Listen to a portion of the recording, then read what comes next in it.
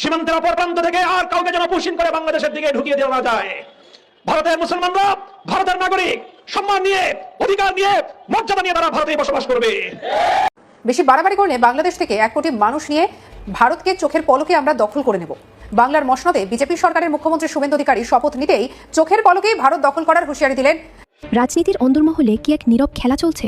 একদিকে ক্ষমতাসীন দল যখন রাষ্ট্র পরিচালনায় ব্যস্ত, ঠিক তখনই কি অত্যন্ত ঠান্ডা মাথায় তাদের রাজনৈতিক ভিত্তি নাড়িয়ে দিচ্ছেন জামায়াত আমির ডক্টর শফিকুর রহমান। সাধারণ মানুষের মনে এখন বড় প্রশ্ন, কেন বলা হচ্ছে যে জামায়াত আমির কৌশলে বিএনপির রাজনীতিকেও চ্যালেঞ্জের মুখে ফেলছেন? এই সমীকরণের উত্তর বাংলাদেশ পাকিস্তান একসাথে নামলো মাঠে, কাঁপছে ভারত। দিল্লিতে বিশাল সামরিক মহড়া, টার্গেট ঢাকা। পাকিস্তানও সংকেত দিচ্ছে শুরু হবে পূর্ব দিক থেকে। মোদী সরকারের রাতের ঘুম উধাও। বাংলাদেশ আনছে চীনের SY-400 মিসাইল, 400 কিলোমিটার পাল্লা, কলকাতা নিশানায়। আসসালামু আলাইকুম দর্শক, বাংলাদেশের বর্তমান রাজনৈতিক প্রেক্ষাপট নিয়ে আজকের এই ভিডিওটি সাজানো।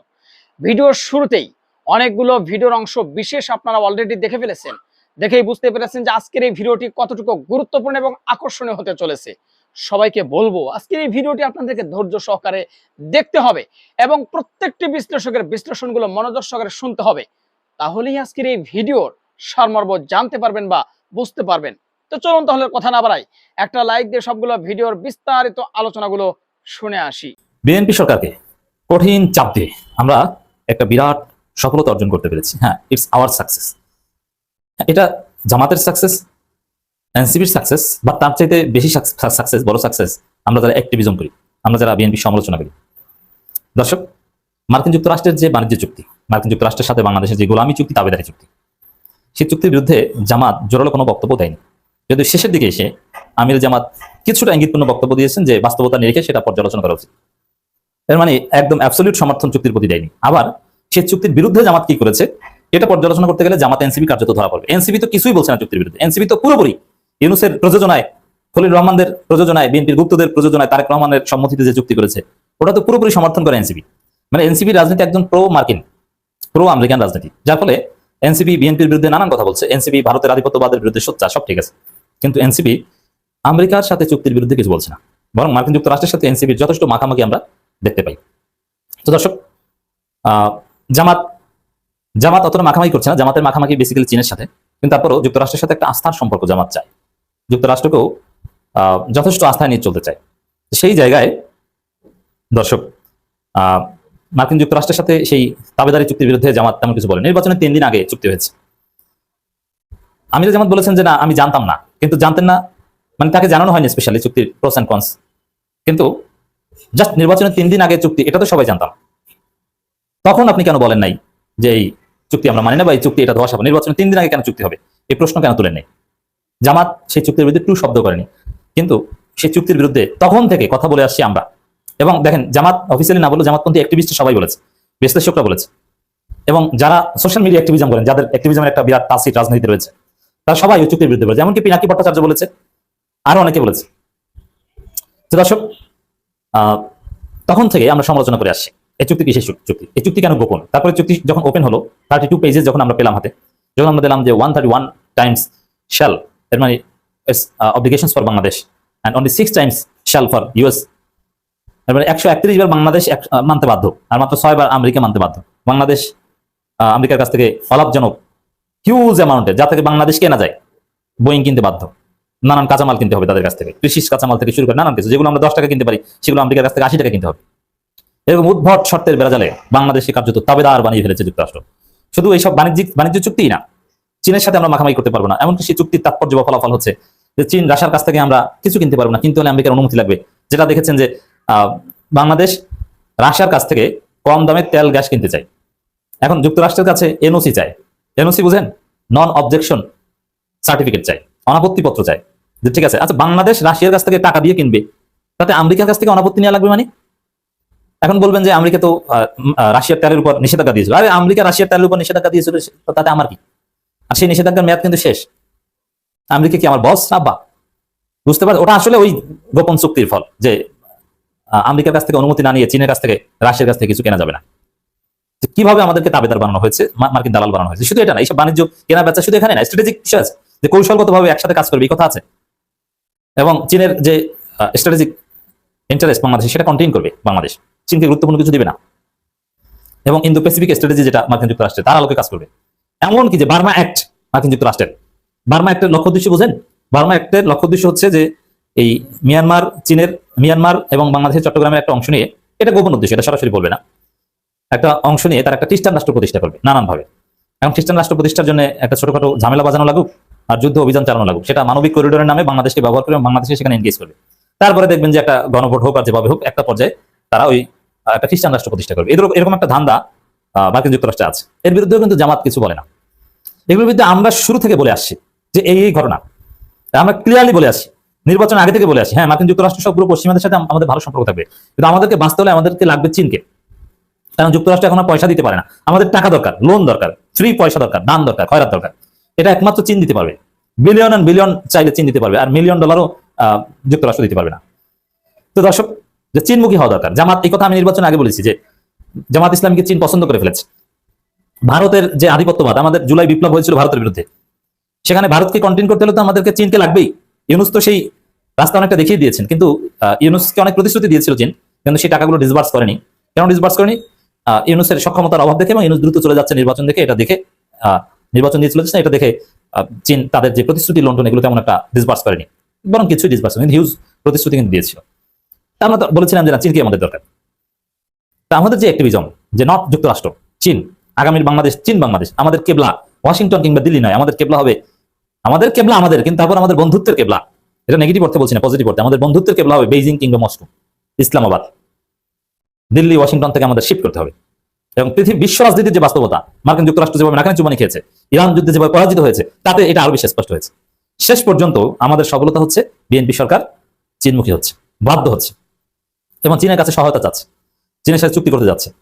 পুরো ভারতের 7 সিস্টার্সকে চীন দিয়ে ঘিরে রাখার একটা প্ল্যান নিয়েছে, চীনের বিভিন্ন অবকাঠামো দিয়ে, নীলফামারী বিমান ঘাঁটি, 1000 শয্যা বিশিষ্ট হাসপাতাল এবং ট্রেন লাইন, বগুড়া আন্তর্জাতিক বিমানবন্দর, এরকম নানান কিছু দিয়ে ঘিরে রাখার পরিকল্পনা করছে। এবং এদিকে পদ্মা ব্যারেজ করছে, ওদিকে তিস্তা ব্যারেজ করবে প্রায় 103 কিলোমিটার এবং 203 কিলোমিটার, বিরাট কর্মযোগ্য। পুরো 7 সিস্টার ঘিরে থাকবে। চালাকি করবো ভারত, আমরা সেই সফলতার দ্বার প্রান্তে পড়ছি, যেটা বিএনপি করছে। বিএনপিকে চাপ দিয়ে আমরা এটা করাতে পেরেছি। বাণিজ্য মন্ত্রী বলছেন বিনিয়োগ আরো বাড়াতে চীনকে বাণিজ্য মন্ত্রী আহ্বান। হ্যাঁ, চীন বিনিয়োগ করুক, চীনের জন্য স্ট্র্যাটেজিক কিছু অবস্থান দেন, বিনিয়োগের বন্যায় বাংলাদেশ ভেসে যাবে। বাংলাদেশে চীনের বিরাট বিরাট প্রজেক্ট হয়, বাংলাদেশের ছেলেমেয়েরা ওই সব জায়গায় চাকরি করবে। Just wait and see. বিয়ের গান শুনতেছি, হ্যাঁ বিয়ের গান, নতুন ধরনের গান।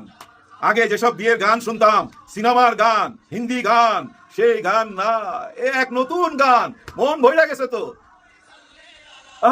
সে যে আমার প্রিয় নবী কামলিওয়ালা, সে যে আমার প্রিয় নবী কামলিওয়ালা, এমন গানও তো হয় বিয়েতে। জানতাম না তো আমরা, হ্যাঁ জানতাম না। আমি ভাই সিনেমার ডাইরেক্টর হয়ে বলতেছি ভাই, বহু ছবি দেখছি, বহু ছবিতে, নিজের ছবি তো সিনেমার অনেক ঘটনা আসছে। ছবিতে তো বিয়ের দৃশ্য থাকে, জানেনি আপনারা, কিন্তু সেই দৃশ্য আর এই দৃশ্য এক নিশ্চয়ই না। অনেক আগে একটা ছবি দেখছিলাম, হাম আপকি হ্যায় কোন, ইন্ডিয়ান ছবি, হ্যাঁ হাম আপকি হ্যায় কোন, শুধু বিয়ের উপরে এই যে ইন্ডিয়ান বিয়েগুলো কিভাবে হয় সেটাই তুলে ধরছিল। সুপার ডুপার হিট ছবি। কিন্তু মুসলিম বিয়ের কি রীতি নীতি, কিভাবে বিয়ে হয়, সেটা কিন্তু আমরা পরিচালকরা কোনোদিনই সিনেমায় তুলে ধরতে পারি নাই, কিন্তু দেখতে পাইলাম। এই বিয়েটা দেখে মনে হইলো কি জানেন, বিয়ের দাওয়াত না দিল মনে হইতেছিল যে ওই বিয়ে বাড়িতে আমি ছিলাম। সাদেক কাইয়ুম ভাই ভাগ্যবান ছেলে, ভাগ্যবান ছেলে।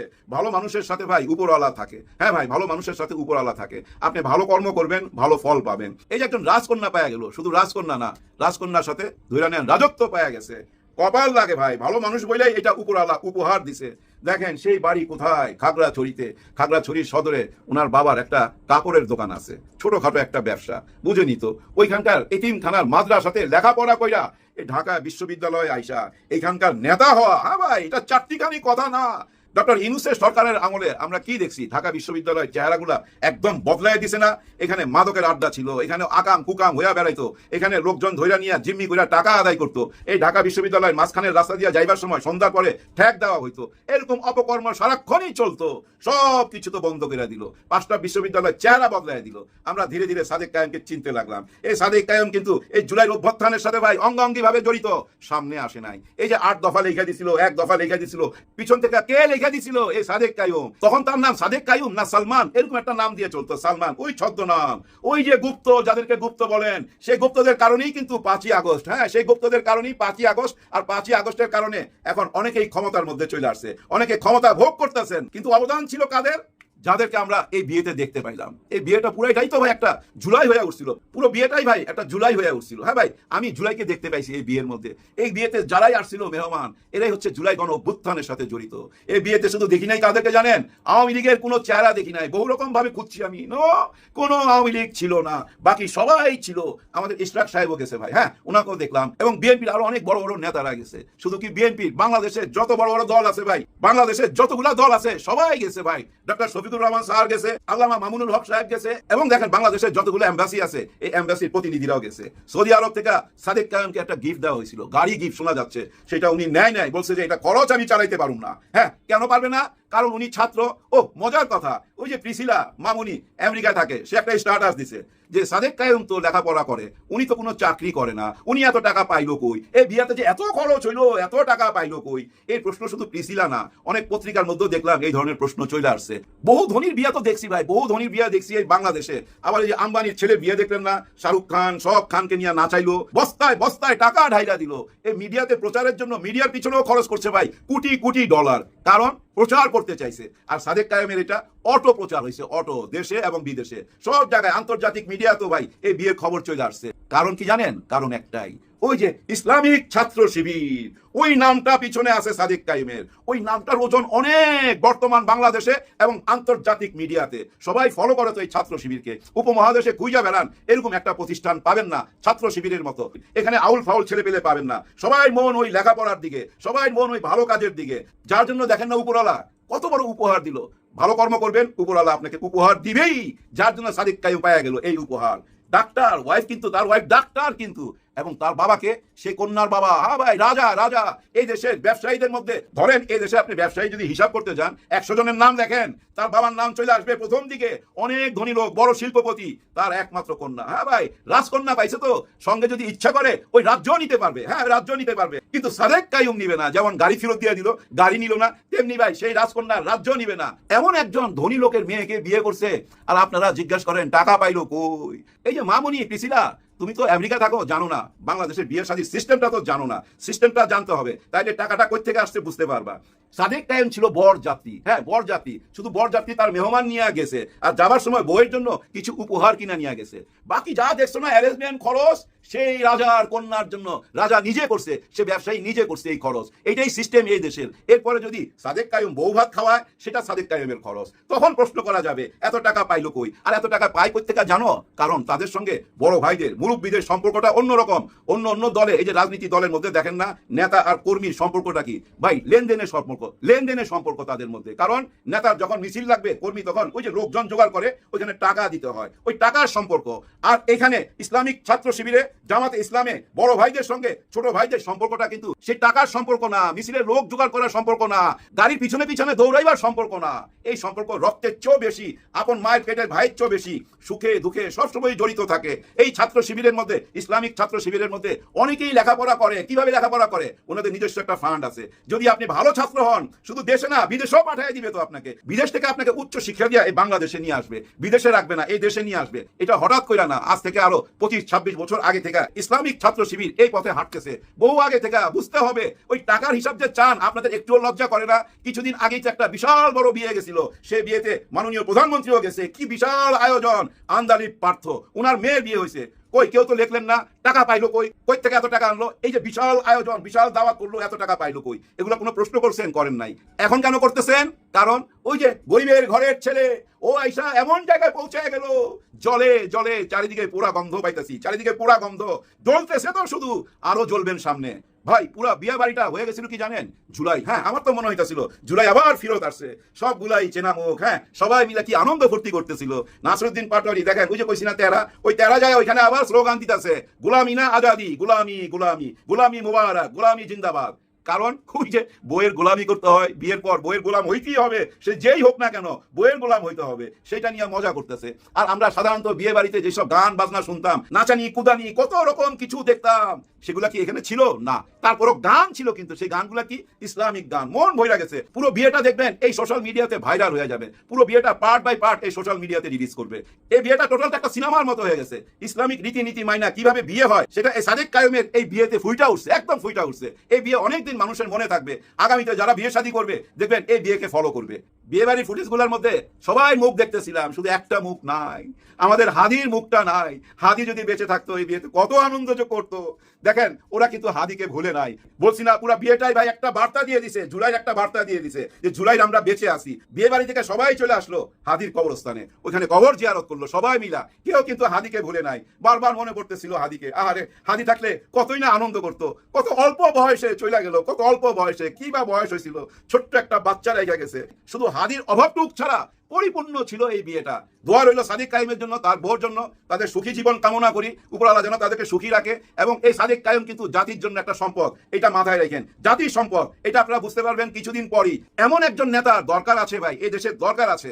এবং আগামীতে ফিউচারে দেখবেন এই ইসলামিক ছাত্র শিবির এই দেশকে পরিচালনা করবে, তাদের মাঝ থেকে উঠে আসবে এমন একজন যে এই দেশের হাল ধরবে। এটা মন বলতেছে, আপনাদের মন কি বলে একটু লেখা জানাবেন। সবার জন্য দর্শক আশা করি সবগুলো ভিডিওই দেখেছেন এবং সকল বিশ্লেষকদের বিশ্লেষণগুলো মনোযোগ সহকারে আপনারা শুনেছেন। তো প্রত্যেকটি বিশ্লেষকের বিশ্লেষণগুলো শোনার পরে আপনারা কি জানলেন বুঝলেন, অবশ্যই আপনাদের মূল্যবান মতামত আজকের এই ভিডিওর কমেন্ট বক্সে জানিয়ে দিন। আর হ্যাঁ, পারলে ভিডিওটি শেয়ার করে সবাই দেখার সুযোগ করে দিন। আর আমাদের এই channel Nasir Islamic media centre যদি আপনারা নতুন হন, প্রতিনিয়ত এ ধরনের গরম গরম খবরগুলো পেতে আমাদের এই চ্যানেলটি সাবস্ক্রাইব করে আমাদের সাথে থাকুন। ইতিমধ্যে যারা অলরেডি সাবস্ক্রাইব করে দিয়েছেন সবাইকে অসংখ্য ধন্যবাদ জানিয়ে ভিডিওটি এখানে শেষ করছি। ভালো থাকবেন সবাই, আল্লাহ হাফেজ।